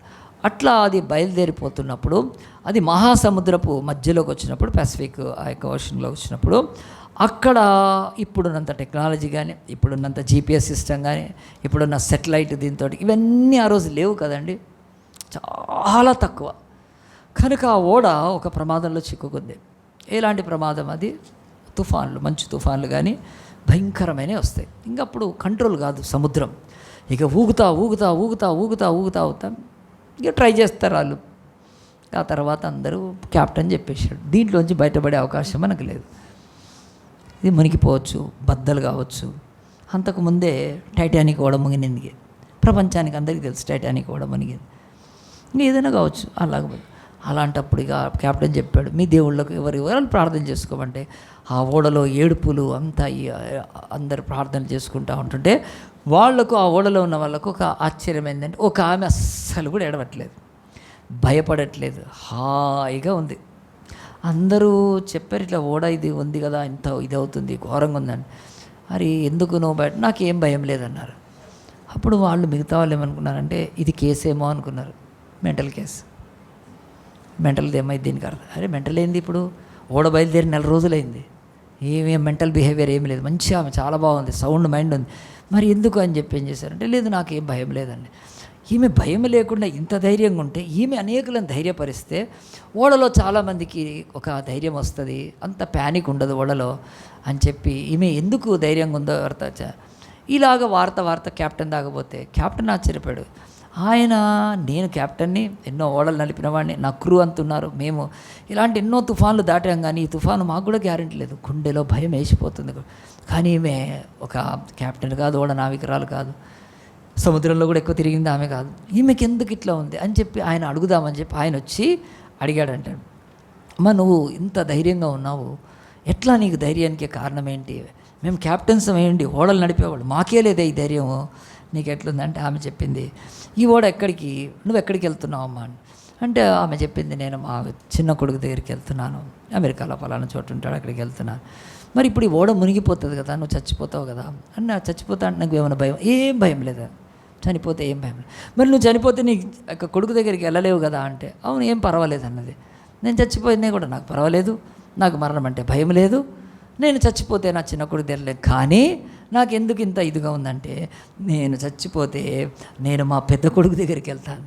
వాళ్ళు ఆశ్చర్యపోయారు, పెద్ద కొడుకు ఏంటంటే, నా పెద్ద కొడుకు ఇప్పటికే మరణించి ప్రభువు దగ్గర ఉన్నాడు, మంచి భక్తితో జీవించి, విశ్వాసంతో జీవించి, మంచి సాక్ష్యం కలిగి భూమి మీద ఉండగానే ఆ బిడ్డ పరలోకి వెళ్ళాడు. అంత నిరీక్షణ నా పెద్ద కొడుకు దగ్గర. ఇప్పుడు మీరు చెప్పండి, నేను ఎందుకు భయపడాలి? ఒక తల్లిగా నాకు 2 కుమారులు సమానం. నేను బతికి ఈ బయట ఓడ ఏదో బయటపడింది అనుకుంటా, చిన్న కొడుకుని చూస్తాను. ఒకవేళ చచ్చిపోయాను అనుకో, నేను ఎవరిని చూస్తాను? పెద్ద 2 కొడుకులు నాకు సమానమే కదా. వాళ్ళు ఆశ్చర్యపోయారు ఓడలో. ఈమెకి ఇంత నిరీక్షణ ఎట్లా ఉందండి? మృతిని గెలిచిన, మరణాన్ని గెలిచిన, పాతాళాన్ని గెలిచిన, సమాధిని గెలిచిన యేసుక్రీస్తులో ఆ యొక్క నిరీక్షణ ఉంది ఆమె. స్ట్రాంగ్గా చెప్తుంది, వీ డోంట్ ఫియర్ డెత్. ప్రియ దేవుని బిడ్డలారా, ఆలోచించారా? దేవుడు చెప్తున్నాడు, ఈ లోకంలో మనుషుల దృష్టిలో మరణము, దేవుడి దృష్టిలో మరణం వేరు ఉంది కనుక ఆయన ఈ డిసాస్టర్ జరిగినప్పుడు ఆయన ఏం చేస్తున్నాడు అని అంటే, ఆయన చెప్తున్నాడు, ఈ భూమి మీద మరి మనిషికి ఆ తర్వాత దేవుడికి మరణం విషయమైన ఆ అవగాహనలో ఎంతో ఉంటుంది. అది క్రీస్తులో ఉన్న ప్రతి బిడ్డకు ఉంటుంది. నేను చెప్తున్నాను, బాగా జాగ్రత్తగా వినాలి. ఒక సామాన్యురాలు, ఇల్లిటరేట్ ఒక ఆమె అనుకుందాం, తనకి జ్వరం వచ్చింది, ఏమీ తెలియదు. ఫీవర్ అంటే ఒళ్ళు వేడిగా ఉంటుంది, కొంచెం డల్గా ఉంటుంది, ఏమీ చేసుకో. ఒక డాక్టర్ కూడా చాలా హైలీ క్వాలిఫైడ్ డాక్టర్, ఇద్దరికి కూడా జ్వరం వచ్చిందంటే ఈ డాక్టర్ కూడా ఏమంటారు? జ్వరమే అంటారు. Yes, it's a fever. ఈ యొక్క ఇల్లిటరేట్ స్త్రీ ఉంది, ఆమె కూడా ఏమంటారు? జ్వరం అంటారు. కానీ ఇప్పుడు మీరు చెప్పండి, ఈమెకు జ్వరం గురించి తెలిసినట్టు డాక్టర్కి జ్వరం గురించి తెలిసినట్టు ఒకటేనా? అస్సలు కాదు కదా. డాక్టర్కి ఏం తెలుసు? జ్వరం అంటే, ఈమెకు జ్వరం అంటే ఒళ్ళు వేడెక్కుతుంది, ఏదో 2 గోళీలు వేసుకుంటా. కానీ జ్వరం అంటే డాక్టర్కి తెలుసు అండి. తను ఎక్కడికైనా పోవచ్చు, వైరల్ ఫీవరు, లేకపోతే ఆ యొక్క కోమాలకు వెళ్ళొచ్చు, పెరాలసిస్ రావచ్చు, ఆ యొక్క ఫీవర్లోకి వెళ్ళాక ఫిట్స్ రావచ్చు, లాట్ ఆఫ్ చేంజెస్, తన యొక్క బాడీలో ఉండే ఆర్గాన్స్ ఫెయిల్ అయిపోవచ్చు. Everything she knows as a doctor. So ఒక ఇల్లిటరేట్ పర్సన్కి, ఒక డాక్టర్కి, ఇద్దరు బయటికి జ్వరమే అన్నా కానీ లాట్ ఆఫ్ దేవుడు కూడా మరణము అంటే ఈ భూమి మీద ఇదే, కాలిపోయారు, చచ్చిపోయారు, బూడిదైపోయారు, ప్రాణాలు పోయినాయి, ఇదే. అయితే అట్లా కాదండి. దేవుడు చెప్తున్నాడు మరణం అంటే ఏంటో చెప్తున్నాడు. ఈ లోకంలో పక్షులు చచ్చిపోతున్నాయి, అది మరణమే. జంతువులు చచ్చిపోతున్నాయి, అది మరణమే. వృక్షాలు చచ్చిపోతున్నాయి, అది మరణమే. చేపలు చచ్చిపోతున్నాయి, ఇవన్నీ మరణం. అయితే మనిషిది కూడా మరణం అట్లా దేవుడు తీసుకోవట్లేదు. మరణం అంటే దేవుడి దృష్టిలో ఏంటో తెలుసా? పాపములో చచ్చి ఉండడం మరణము. ఆ అగ్నిలో కాలి బూడిదైపోయిన వాళ్ళు కాదు, బతికుండి ఈరోజు విగ్రహారాధన చేస్తున్న వాళ్ళు, బతికుండి ఈ లోకములో చెడు, వ్యభిచారం, దొంగతనము, అపవిత్రత, మోసము, లంచాలతో బతుకుతున్న వాళ్ళంతా దేవుడి దృష్టిలో చచ్చిపోయిన వాళ్ళే. దే ఆర్ డెడ్ దేవుడి దృష్టిలో. మీరు ఏరోప్లేన్ కాలిపోయి చచ్చిపోతే మరణము, దేవుడు ఏం చేస్తున్నాడు? పసిపిల్లలు కాలిపోయారు, వాళ్ళు ఏం చేశారు? దేవుడు ఎందుకు కాబట్టి? దేవుడు అంటే నో, మీకు మరణం నాకు తేడా ఉంది, నేను జీవాధిపతిని కనుక మీరు అనుకోవద్దు. ఇదిగో వీళ్ళందరూ మరణించే ఉన్నారు కదా. మరణంలో ఉన్న వాళ్ళని చూసి మీరు మరణం అనుకోవట్లేదు, కాలిపోయిన ఫ్లైట్లు వాటిలలో చూసి ఏడుస్తున్నారు. మరి ఈరోజు జంతువులు, పక్షులు ఇవన్నీ చచ్చిపోతే అవి ఏం పాపం చేసి చచ్చిపోతున్నాయి? ఏమీ లేదు. It's a decay ecosystem. దేవుడు మానవులను, జంతువులన్నింటినీ కూడా ఈ పర్యావరణంలో సృష్టించాడు ఈకోగా, అంతే. అవి కాలం అయిపోయిన. కానీ మానవుడిలో ఆత్మ ఉంది. ఆ ఆత్మను సర్వనాశనం చేసుకుంటున్నారు విగ్రహాలను మొక్కి, సర్వనాశనం చేసుకుంటున్నారు. పాపం మీరు చచ్చిపోయినారు, పాపముల చేతను అపరాధన చచ్చి ఉండమని ఎఫ్ఎస్సీలో రాస్తాడు 2వ అధ్యాయం. You are dead in sins. అది మీకు తెలియట్లేదు కనుక. వాళ్ళు కాలిపోతే, వాళ్ళు చచ్చిపోతే వాళ్ళ కుటుంబాలు ఏడుస్తున్నారు. అది ఏడవాలి, ముందు ఏడవాలి. మేము చచ్చిపోకముందే ఆత్మలో చచ్చిపోయినాం. దేవా, ఈ ప్రాణం పోయే లోపల మమ్మల్ని బతికించి అప్పుడు తెరాలి. సో ఈరోజు చాలామంది భూమి మీద ఆ యొక్క అన్యులకు, క్రైస్తవులకి డిఫరెన్స్ తెలియదు ఈరోజు డిఫరెన్స్ కదండి. చూస్తారా ఒక మాట? దేవుడు ఆ యొక్క ఇర్మియా గ్రంథం 22:10 చదువుతూ మనం ప్రార్థన చేసుకుందాము. మరి ఆ కీబోర్డ్ ప్లేయర్ వెళ్ళిపోయాడా? 22:10 ఆ యొక్క ఇర్మియా గ్రంథము 22:10 చూడండి. ఇర్మియా గ్రంథము 22:10లో దేవుడి యొక్క వాక్యం, ఒక మాట నేను చదువుతాను. 10వ వచనం తీయండి, అందరు తీయండి. నేను చదువుతాను సిస్టర్, ఒక్క నిమిషము. Page number let all open. 645 page, 645వ వచనం చదవండి సిస్టర్, ఇప్పుడు చదవండి. చనిపోయిన వారిని గురించి ఏడవద్దు, వారిని గురించి అంగలార్చవద్దు, వెళ్ళిపోవచ్చున్న వారిని గురించి బహురోదనము చేయడి, వాడు ఇకనూ తిరిగి రాడు, తన జన్మభూమిని చూడడు. ఇది దేవుడు ఇశ్రాయేలుకు వారు చెరలోకి వెళ్ళేటప్పుడు ఒక వాక్యాన్ని ఇర్మియా ద్వారా బయలుపరిచాడండి. ఏం బయలుపరిచాడు ఆయన? ఇక్కడ చనిపోయిన వారిని గురించి ఏడవద్దు అంటున్నారు. ఆ యొక్క తర్వాత చనిపోయిన వారిని గురించి అన్న తర్వాత వెళ్ళిపోయిన వారి గురించి ఏడవండి అంటాడు. ఇదేంటండి? ఈరోజు అది తెలుగులో తీసుకుంటే ఎట్లుంటుందంటే బైబిల్ మిస్టరీ మార్మికంగానే తీసుకోవాలి. ఈరోజు ఆయన చనిపోతే ఏమంటారండి? ఆయన వెళ్ళిపోయాడు అంటారు కదా. ఆయన వెళ్ళిపోయాడండి లోకంలోంచి. అది కాదు, అది ఈ లోకస్తులు మాట్లాడే మాట కాదు. ఇక్కడ చనిపోయిన వారి గురించి వెళ్ళిపోయిన వారి గురించి బహు స్పష్టంగా బైబిల్ తన బిడ్డలకు బోధిస్తుందండి. అదేంటి తెలుసా? చనిపోయిన వారి గురించి ఏడవద్దు, వాళ్ళు నిద్రిస్తున్నారు. They are just in a sleep, they will be wake up, వాళ్ళు తప్పకుండా లేస్తారు. వెళ్ళిపోయిన వారంటే వారి పాపములలో, వారి అపరాధాలలో, వారి యొక్క విగ్రహారాధనలో, వారి యొక్క చీకటి ఆ యొక్క పాప బ్రతుకులో వాళ్ళు వెళ్ళిపోతున్నారు. వాళ్ళు ఎన్నటికీ రారు. కనుక ఆ యొక్క తల్లి తను ఓడలో, ఆ యొక్క ఓడ మునిగి ఓడ బద్దలయ్యి ఆ భయంకరమైన అగాధ సముద్రాల్లోకి వెళ్ళిపోయి చచ్చిపోతే ఆమె శవము ఆ నీళ్ళలో నాశనం, ఏం భయం లేదు. ఆమె ఏమంటుంది? I'm going to the father's house. నా కుమారుడు ఉంటాడు, నా కొడుకు రక్షణ పొందిన బిడ్డ. ఈ భూమి మీద తాగుబోతులుగా పిచ్చిగా అడ్డమైనడుగా బతకలేదు నా కొడుకుని నేను, నాకు రక్షణ ఉంది, నా కొడుకు కూడా నేను పరలోకంలో చూస్తాను. ఎంత గొప్ప అందు గురించి యేసుప్రభు అన్నాడు, ఓ మరణమా నీ ముళ్ళు ఎక్కడా, ఓ సమాధి నీ విజయం ఎక్కడా? మరణపు ముళ్ళు పాపము దాన్ని విరిచి అపవాది బలమైన మరణాన్ని నశింపజేశాడు. కనుక ఇలాంటి యాక్సిడెంట్లు అయితే డిజాస్టర్లు దేవుడికి ఏమీ లేదు. ఆయన అంటున్నాడు, పిలాతు రక్తము బలిలో కలిపిన వాళ్ళ గురించా? గోపురం పడి చచ్చిపోయిన వాళ్ళ గురించి కాదు. మీరు మారు మనసు మీరు నశించిపోతారు. They have no time, you have a time. వాళ్ళకు సమయం అయిపోయింది, నీకు సమయం ఉంది. ఇది ఒక్కటి నేర్చుకోను డిసాస్టర్స్లో. నీకు టైం లేదు, ఇంకా వాళ్ళకి టైం లేదు, నీకు టైం. మరి ఈ టైం అయిపోతే నీ విషయం. మరణం అంటే ఇలాగున కాలి చచ్చిపోవడము, బూడిదైపోవడం కాదు. మరణం పాపములో ఉండి కదండి నశించిపోవడం. అది కనుక అందు గురించి ఇప్పుడు లూకాసు వార్త 13వ అధ్యాయం తీయండి. మనం ప్రార్థన చేయడానికి తల ఉంచుదాము. దేవుడు అంటున్నాడు, ఈ లోకంలో డిసాస్టర్ జరిగినప్పుడు ఎవరికీ తెలియట్లేదు. ఎందుకు తెలియట్లేదు అంటే దేవుడు ఆయన కాలాన్ని ఆయన చేతిలో పెట్టుకొని ప్రతి వ్యక్తికి కాలం ఇస్తాడు. ఆయన కృపగల దేవుడు, దయగల దేవుడు, జాలిగల దేవుడు, కనికరం గల దీర్ఘాంశ వాత్సల్య గలవాడు. ఆయన ఎవరిని చంపుకోడండి. ఆయన చెప్తున్నాడు ఆ యొక్క 13వ అధ్యాయంలో 3వ వచనంలో, కారణి మీతో చెప్తున్నాను, ఆ గలిలీలంతా పాపులు కనుక వాడు పిలాతు చంపాడు. మీతో చెప్తున్నాను, మీరు మారు మనసు పొందని మీరందరూ అలాగే నశిస్తారు. సేమ్ అవుతుంది. వాళ్ళు ముందు వెళ్ళిపోయారు, తర్వాత వెళ్తారు. కానీ రెండవది సిలోయములో గోపురం పడిపోయినప్పుడు మళ్ళీ 5వ వచనంలో అంటాడు, మీరు మారు మనసు పొందిన ఎడల మీరందరూ పొందని ఎడల మీరు అలాగే నశిస్తారు. సో దేవుడు ఒక 2 words రిపీట్ చేశాడండి, రిపెంట్ ఆర్ పెరిష్. చెప్పండి అందరు, రిపెంట్ ఆర్ పెరిష్. అంటే తెలుగులో ఏంటంటే నువ్వు మారు మనసు పొందు, లేకపోతే నశించు. రెండే, ఇంకేమీ లేదు. కనుక మారు మనసు పొందటానికి దేవుడు అవకాశం ఇచ్చినప్పుడు నువ్వు పొందకపోతే నువ్వు నశించిపోతావు. ఇంకా నీ బాప్తిసం, ఇంకా నీ రక్షణ, ఇంకా నీ జీవితంలో పోస్ట్పోన్ చేస్తే రేపు నీకు సంభవిస్తే డిసాస్టర్. అప్పుడు ఎవరిని అడుగుతావు? ఎవరిని పట్టుకొని అడుగుతావు? దేశ ప్రధాని పట్టుకుంటావా? ఎయిర్ ఇండియా వాడిని పట్టుకుంటావా? టాటాస్ని పట్టుకుంటావు? ఎవరిని పట్టుకుంటావు? ఏవియేషన్ మినిస్టర్ ఏమి లేదు, వాళ్ళు ఏమీ చేయలేరు. వాళ్ళు చస్తున్నారు కనుక, వాళ్ళు పోతారు కనుక. దేవుడు శుభప్రదమైన నిరీక్షణ క్రైస్తవ బిడ్డలకు ఇచ్చాడు.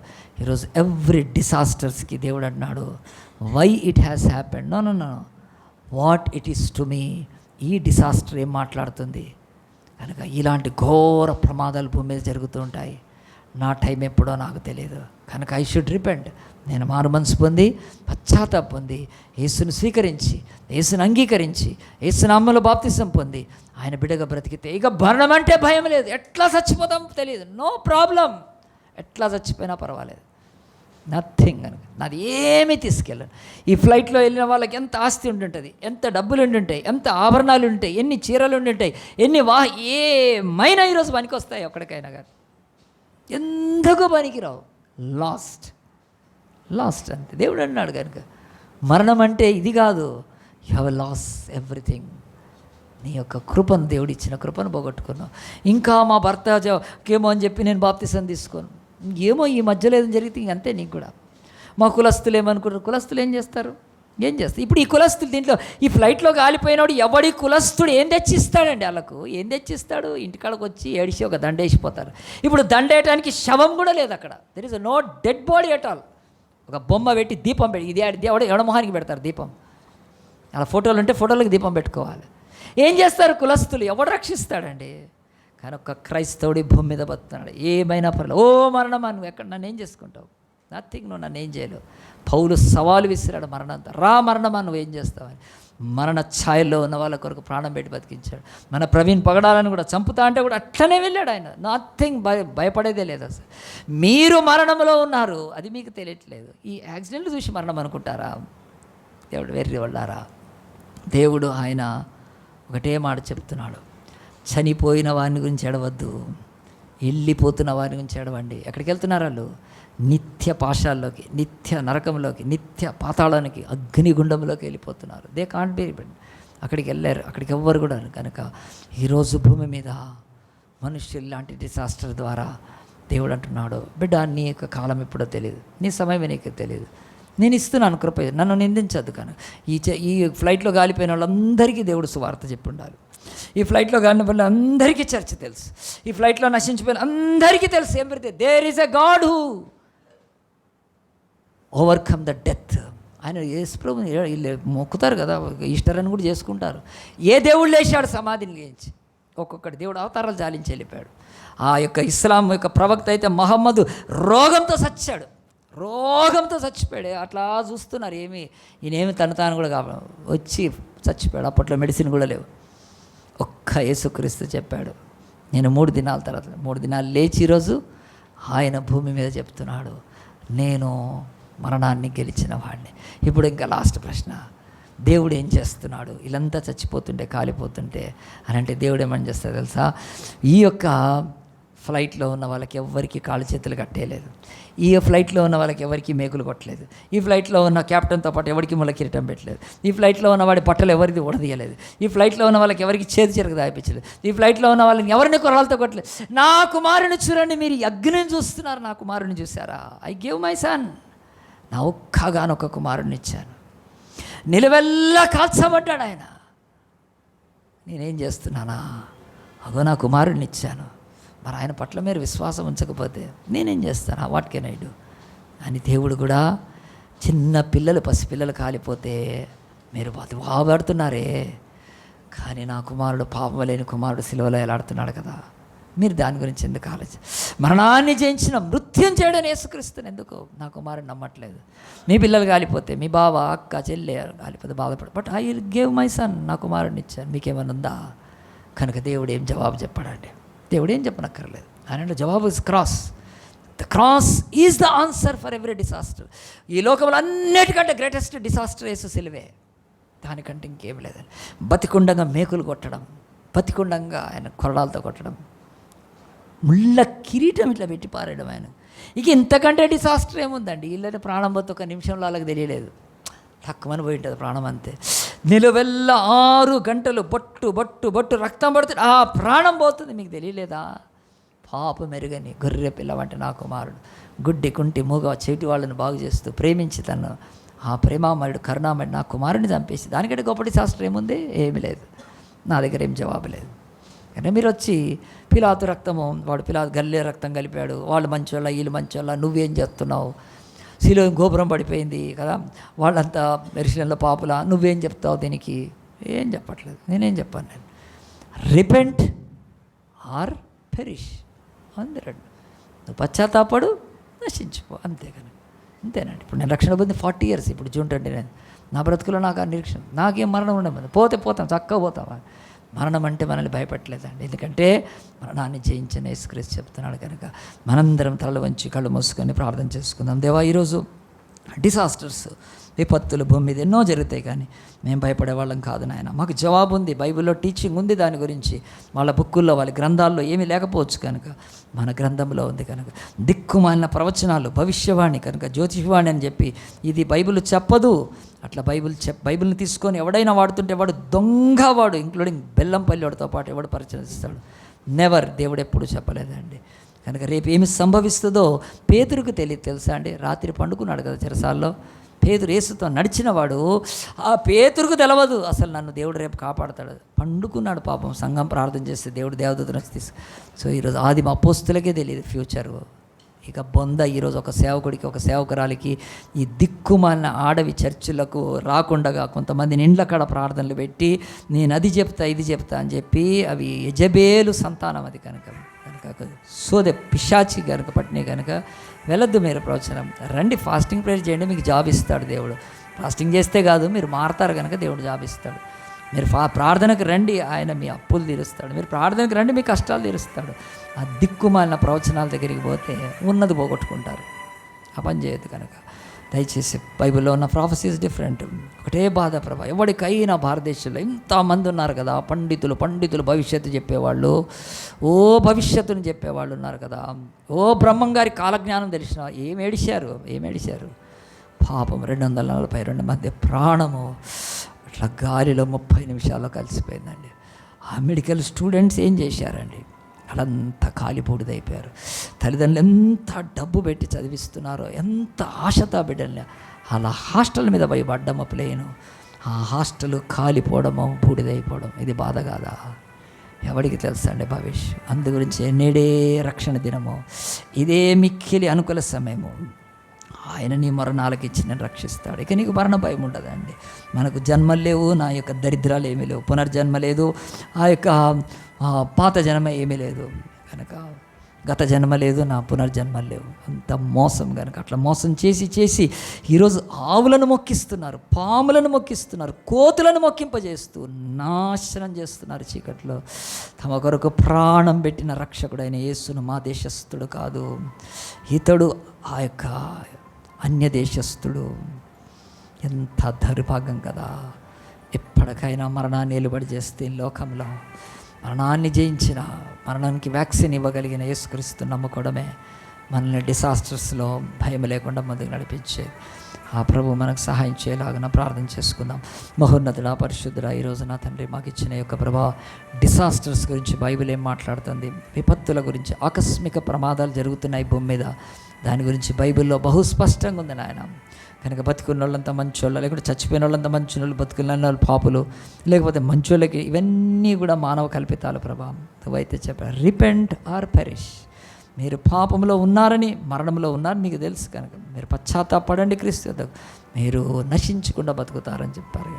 దేవా, ఈరోజు శరీరాన్ని కోల్పోయి, ప్రాణం కోల్పోయి, ఊపిరి ఆగిపోయి చచ్చిపోయిన వాళ్ళు అది కాదు నాయన. ఈరోజు దొంగతనం చేస్తున్నవాడు పాపంలో ఉన్నాడు, వాడు చచ్చే ఉన్నాడు, వాడు వ్యభిచారం చేస్తున్నాడు, మోసం చేస్తున్నవాడు, లంచాలు తీసుకుంటున్నవాడు, విగ్రహారం చేస్తున్నాడు, అపవిత్రులు బతికే వాళ్ళంతా కూడా పాపం ఉంది నాయన. వాళ్ళు ఏలుబడారు. పాపం వల్ల వచ్చి జీతం మరణం. వాళ్ళు మరణంలో ఉండి తెలుసుకోలేకపోతున్నారు. ఏదో ఈ ఫ్లైట్లలో చచ్చిపోయి వాళ్ళే చచ్చిపోయారని సమాధుల్లో ఉన్నవారు కాదు ప్రభా. క్రైస్తవులకు మహా గొప్ప జ్ఞానం ఇచ్చావు కనుక నాయన, మేము ఇక చచ్చిపోయిన వారి గురించి అస్సలు ప్రార్థన చేయనక్కర్లేదు నాయన. వెళ్ళిపోయిన వారు, నిన్ను వదిలిపెట్టి నాయన వెళ్ళిపోయిన వారు, పాపంలో శాపములు వారి కొరకు ఏడ్చి ప్రభా నీ వద్దకు వారిని నడిపించక మాకు సహాయం చేయండి. ఈ యొక్క తండ్రి వాక్యములో ప్రభా నాయన నీ కృపను ప్రతి బిడ్డకిచ్చి ఇక ఆలస్యం చేయకుండా మళ్ళీ నెక్స్ట్ ఎప్పుడు బాప్తిస్తాలని తీసుకొని కాపాడబడాలి. లేదంటే కూడా ఏం పర్వాలేదు. రిపెంట్ ఆర్ పెరిష్, పశ్చాత్తాపడండి, లేదంటే నశించుకోండి. ఏం బలవంతం లేదు ప్రభా. నువ్వు మంచి దేవుడు, నీ కుమారుడిని ఇచ్చావు, ఇంకంతకంటే ఏమిస్తావు ప్రభా నాయన. ఆ క్రీస్తు ప్రేమలో రక్షణ పొందుటకు అనేకుల కృప దయచేసి ఇలాంటి డిసాస్టర్స్లో భయము, ఆందోళన, చీకటి అగాధంలోకి వెళ్ళిపోకుండా ధైర్యంతో నాయన ఆ ఓడలో వెళ్తున్న స్త్రీ వలె ప్రభా, పర్వాలేదు చచ్చిపోతే ఏమవుతుంది, నేను మా పెద్ద కొడుకు దగ్గరికి వెళ్తాను, బతికుంటే చిన్నప్పుడు అంత శుభప్రద నిరీక్షణలో ప్రతి బిడ్డ నడిపించి మీరు మహిమ తెచ్చుకోమని, ఎదవన్న వాక్యం నారకటి నీరు పోసి నురంతలు ఫలింపచేయమని, అన్ని నామాల కంటే పైనామైన మరణము నుంచి మమ్మల్ని, ఆయా అగాధము నుంచి మమ్మల్ని, పాతాళం నుంచి మమ్మల్ని, నరకం నుంచి మమ్మల్ని కాపాడగలిగిన దేవుడవైన యేసు పరిశుద్ధ నామాన్ని బట్టి ప్రార్థించి వేడుకుంటున్నాము తండ్రి.